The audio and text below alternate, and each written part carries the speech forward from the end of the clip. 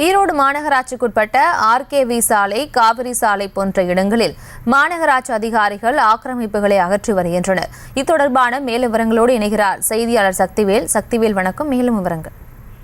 வணக்கம் பிரியங்கா. ஈரோடு மாநகராட்சிக்குட்பட்ட பகுதிகளில் ஆக்கிரமிப்பு அகற்றும் பணியில் மாநகராட்சி அதிகாரிகள் ஈடுபட்டு வருகின்றனர். ஈரோடு மாநகராட்சிக்குட்பட்ட பல்வேறு பகுதிகளில் ஆக்கிரமிப்பு அகற்றும் பணியில் மாநகராட்சி அதிகாரிகள் தொடர்ந்து ஈடுபட்டு வருகின்றனர். நிலையில் ஈரோடு போக்குவரத்து மிகுந்த சாலைகளில் கடை உரிமையாளர்கள் நடைபாதை மற்றும் வாகன நிறுத்தங்களை ஆக்கிரமித்து கடை அமைத்திருப்பதால் வாகன ஓட்டிகளும் பொதுமக்களும் பெரும் சிரமத்திற்கு உள்ளாகி வந்தனர். இது தொடர்பாக பல்வேறு புகார்கள் மாநகராட்சிக்கு வந்தன. இது குறித்து கடந்த மாதம் அதிகாரிகளுடன் ஆலோசனை நடத்திய மாநகராட்சி ஆணையர் சாலையோர ஆக்கிரமிப்புகளை அகற்ற உத்தரவிட்டார்.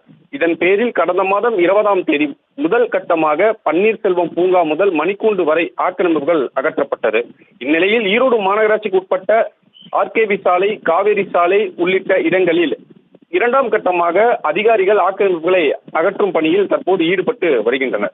மாநகராட்சி அதிகாரிகள், நெடுஞ்சாலைத்துறை அதிகாரிகள், மின்வாரிய அதிகாரிகள், வருவாய்த்துறையினர் மற்றும் பலத்த போலீஸ் பாதுகாப்புடன் சாலை ஆக்கிரமிப்புகளை அகற்றும் பணியில் தற்போது அதிகாரிகள் ஈடுபட்டு வருகின்றனர். சாலையில் ஆக்கிரமித்து வைக்கப்பட்டிருக்கும் கடைகளின் பேனர்கள், தள்ளுவண்டி, இரும்பு ஷீட் போன்ற பொருட்களை ஜேசிபி வாகன உதவியுடன் அகற்றப்பட்டு வருகிறது.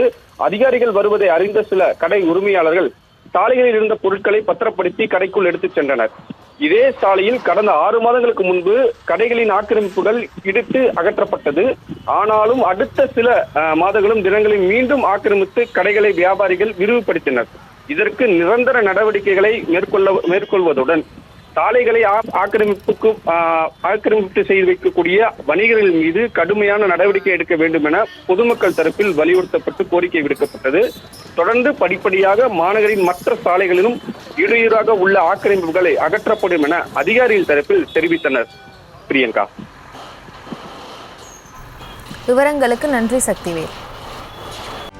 செய்திகளை உடனுக்குடனும் துல்லியமாகவும் தெரிந்து கொள்ள சப்ஸ்கிரைப் பண்ணுங்க.